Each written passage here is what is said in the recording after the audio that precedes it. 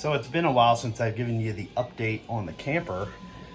This is about a year later since I've gotten this thing, and we've gotten it buttoned up. Had to go and reinforce a lot of the ceiling here, which we put a new hatch in. Got some new Luan on the top to reinforce the ceiling.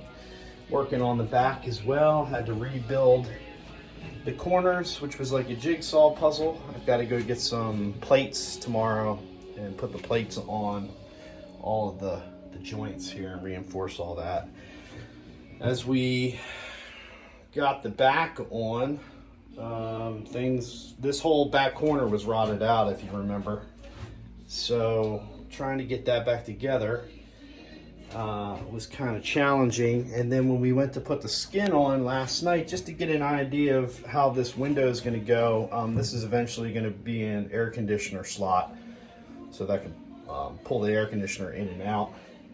We noticed it doesn't join up exactly, so I'm going to have to trim this sheet metal here, which is no big deal. Slide it up and we should be good to go for that. So yeah, we're making progress here. I'm doing the diamond plate right now. I'll go out and show you that.